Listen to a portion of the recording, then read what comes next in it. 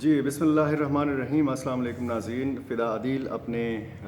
نئے ولاگ کے ساتھ ایک بار پھر آپ کی خدمت میں حاضر ہیں۔ آج ہم بات کر رہے ہیں دو اہم خبروں کے حوالے سے۔ ایک کا تعلق جو ہے وہ براہ راست پشاور سے ہے، خیبر پختونخوا سے ہے، اور دوسری خبر کا جو تعلق ہے وہ اسلام آباد سے ہے۔ اسلام آباد میں آپ کو پتہ ہے کہ سیاسی موسم جو ہے وہ خاصا گرم ہو چکا ہے۔ 2 دن پہلے ایک خبر آئی تھی، بلکہ ایک افواہ آئی تھی کہ وزیر اعلیٰ خیبر پختونخوا محمود خان کو تبدیل کیا جا رہا ہے۔ اس خبر کے یا اس افواہ کے آنے کے فوراً بعد میں نے رابطہ کیا گورنر شاہ فرمان صاحب سے، اور انہوں نے فوری طور پر تردید کر دی اس افواہ کی، اور انہوں نے کہا کہ یہ سچ نہیں ہے، اس بات میں کوئی صداقت نہیں ہے۔ معاملہ جو ہے وہ صحافی جو دوست ہیں ان کے بیچ میں بھی ڈسکس ہوا، اور ایک دوسرے سے رابطے بھی ہوئے، اور پھر حکومتی جو ذرائع ہیں، جو تحریک انصاف کے ذرائع ہیں، ان سے بھی بات ہوئی، اور سب کا تقریباً یہی اتفاق تھا کہ اس خبر میں کوئی صداقت نہیں ہے، ایسی کوئی بات نہیں ہے۔ ہاں، البتہ لاہور میں پنجاب کی سطح پر عثمان بزدار وزیر اعلیٰ پنجاب کے حوالے سے 2 دن پہلے یہی خبریں جو ہیں وہ آتی رہیں کہ وزیر اعلیٰ پنجاب کو جو ہے وہ تبدیل کیا جا سکتا ہے۔ اس خبر کو تقریباً 2 دن ہو چکے ہیں، لیکن آج تیسرے دن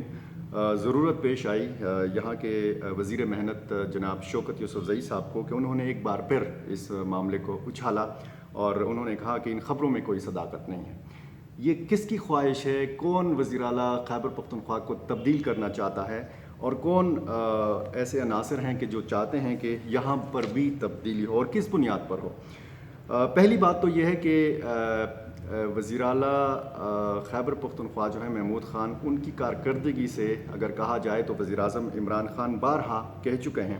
کہ وہ ان کی کارکردگی سے مطمئن ہیں۔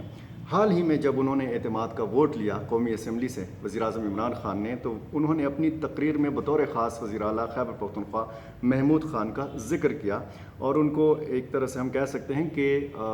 شاباش دی، خصوصاً ہیلتھ کارڈ کے حوالے سے، اور دوسری جو ان کی کارکردگی ہے۔ یہاں پر اگر ہم بات کریں گے اس معاملے کی کہ یہ افواہ کس نے گرم کی اور کون اس افواہ سے اپنا جو مفاد ہے وہ اس میں ڈھونڈنا چاہتا ہے، سب سے پہلی بات تو یہ ہے کہ وزیر اعظم عمران خان صاحب جو ہیں وہ اپنے وزیر دفاع پرویز خٹک صاحب سے ابھی مایوس نہیں ہوئے۔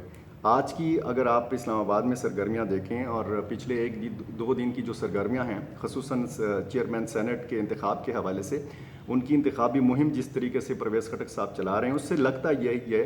کہ وزیر اعظم عمران خان صاحب جو ہیں وہ پرویز خٹک صاحب سے مایوس نہیں ہیں، اور پرویز خٹک صاحب وزیر اعلیٰ محمود خان سے مایوس نہیں ہیں۔ جب تک وزیر اعلیٰ محمود خان صاحب جو ہیں وہ اعتماد پر پورے اترتے ہیں پرویز خٹک صاحب کے، تو ان کو یہاں سے ہلانے والا کوئی نہیں ہے۔ اگر ہم اس معاملے پر اگر ہم نظر ڈالیں تو یہ کیوں کہا جا رہا ہے؟ کیونکہ عاطف خان صاحب جو ہیں، جو سابق سینئر منسٹر ہیں، ان کی واپسی ہوئی ہے۔ سینٹ الیکشن سے پہلے ان کو منایا گیا ہے،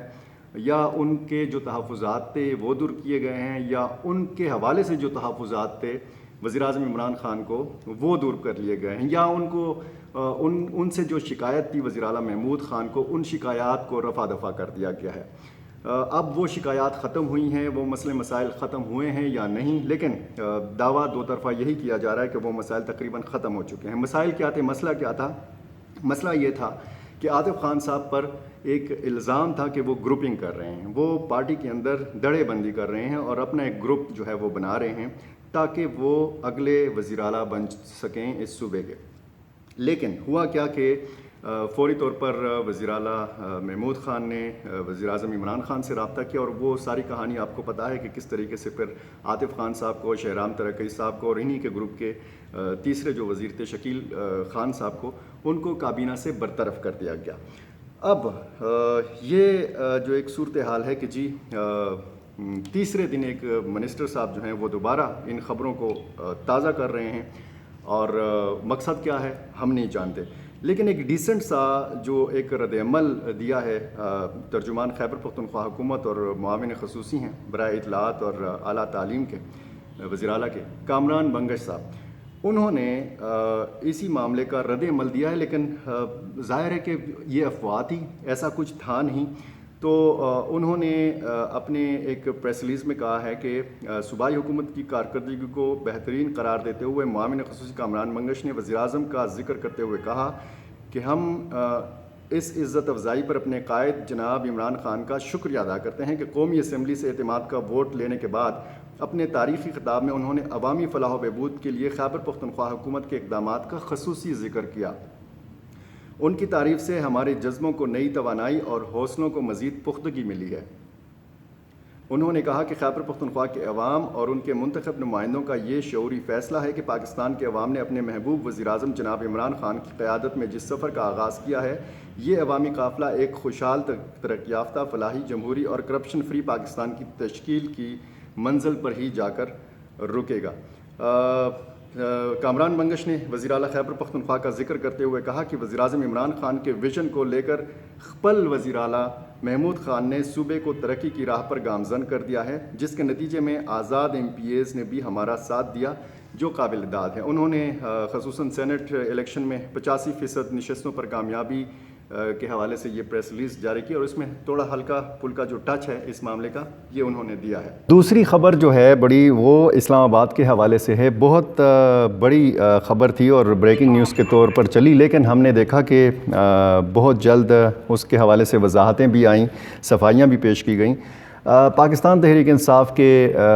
رہنما وزیر دفاع پرویز خٹک صاحب اور سینٹ کے چیئرمین موجودہ جو ہیں اور امیدوار بھی ہیں اگلے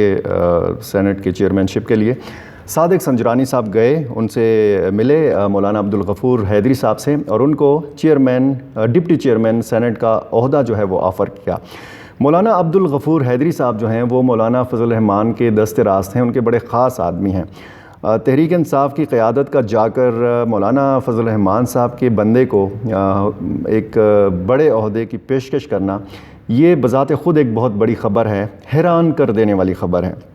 آج میں دیکھ رہا تھا کہ جو اینکرز ہیں، جو یوٹیوبرز ہیں، جو خصوصاً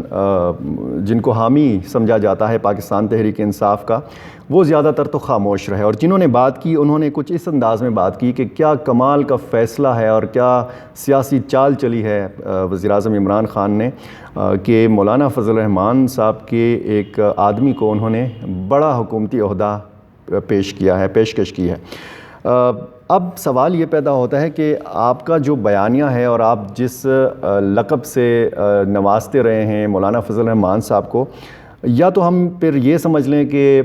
حکومت کا پیٹرول ختم ہو گیا ہے، پیٹرول شاید مہنگا ہو گیا ہے اور حکومت جو ہے اب CNG سے بھی نہیں چلائی جا سکتی، حکومت چلانے کے لیے آپ کو شاید ڈیزل کی ضرورت پڑ گئی ہے۔ تو یہ جو آپ کا طرز تکلم ہے اور آپ کا یہ جو بیانیہ ہے یہ پھر کدھر سٹینڈ کرتا ہے؟ آپ کا جو ایک شفاف، کرپشن سے پاک اور اصول کی بنیاد پر جو ایک بیانیہ آپ کے تحریک انصاف کے ورکرز کے کانوں میں ٹھونسا گیا ہے اور ان کو یہ سمجھ ہے کہ واقعی ہمارے لیڈر عمران خان صاحب جو ہیں وہ اصولوں کی سیاست کرتے ہیں اور اسی وجہ سے وہ آگے ہی آگے بڑھتے چلے جا رہے ہیں، تمام تر خطرات سے وہ نکلتے جا رہے ہیں، تو یہ بیانیہ جو ہے یہ آپ نے اپنے ورکرز کو کیسے آپ سمجھائیں گے اور یہ جو حکومتی پیشکش ہے اس کا آپ پھر کیسے جواب دیں گے؟ اچھا، اس خبر کے بعد جو خبریں آئیں کہ وہ یہی تھیں کہ وزیر اعظم کی زیر صدارت مشاورتی اجلاس ہوا پاکستان تحریک انصاف کے سینئر رہنماؤں کا، اور اس میں خصوصاً chairman senate, deputy chairman senate کا جو انتخاب ہے اس پر مشاورت ہوئی، حکمت عملی طے کی گئی، اور اس میں پھر ایک نقطہ جو ہے جو قابل غور ہے کہ ڈپٹی چیئرمین سینٹ کا عہدہ جو ہے وہ حکومت کی کسی اتحادی جماعت کو دینے کے حوالے سے مشاورت ہوئی، یعنی یہاں پر تو وہ بات تقریباً ختم ہو جاتی ہے کہ یہ پیشکش کوئی سنجیدہ پیشکش تھی۔ فاروق حبیب صاحب جو ہیں پاکستان تحریک انصاف کے سینئر رہنما ہیں، ان کا بیان جو ہے وہ یہی ہے کہ پرویز خٹک صاحب کی بات جو ہے وہ پارٹی کا موقف نہیں ہے۔ اچھا، دوسری طرف جمعیت علماء اسلام کے رہنما حافظ حمداللہ صاحب یہ کہہ چکے ہیں کہ حکومت کی ہم جو پیشکش ہے اس کو ہم نے مسترد کر دیا ہے۔ اب کہنا صرف آپ سے یہی ہے کہ سیاست میں کچھ بھی ہو سکتا ہے، نمبر گیم ہے اور یہ کھیل ایسا ہے کہ یہ مفادات کا کھیل ہے، اس میں جہاں پر اصول کا لفظ جو ہے زیادہ آپ کو سننے کو ملے تو سمجھ لیجئے کہ کہیں نہ کہیں گڑبڑ موجود ہے۔ دوستیاں اور رشتہ داریاں جو ہیں وہ سیاست کی وجہ سے خراب نہ کیا کریں۔ ہم نے اکثر یہی دیکھا ہے کہ اکثر لوگوں کی دوستیاں خراب ہو جاتی ہیں۔ ایک پاکستان تحریک انصاف کو سپورٹ کر رہا ہوتا ہے، دوسرا مسلم لیگ نون کا حامی ہوتا ہے، اور دونوں آپس میں دوست ہوتے ہیں یا قریبی رشتہ دار ہوتے ہیں، تو ان کی رشتہ داریاں، ان کی دوستیاں جو ہیں وہ اسی سیاسی بحث کی نظر ہو جاتی ہیں، ان کی دوستیاں اور رشتہ داریاں جو ہیں وہ خراب ہو جاتی ہیں۔ تو ایسا مت کریں۔ اور اپوزیشن بھی جو ہے اس وقت ایک کھیل رہی ہے، اور حکومت کو تبدیل کرنے کے موڈ میں وہ ہرگز بھی نہیں ہے۔ وہ حکومت کو تھکانا بھی چاہتی ہے، حکومت کو اس لیے بھی تھکانا چاہتی ہے اور پریشان کرنا چاہتی ہے کیونکہ آنے والا جو جون کا مہینہ ہے وہ حکومت کے لیے بڑا سخت ہونے جا رہا ہے۔ ایک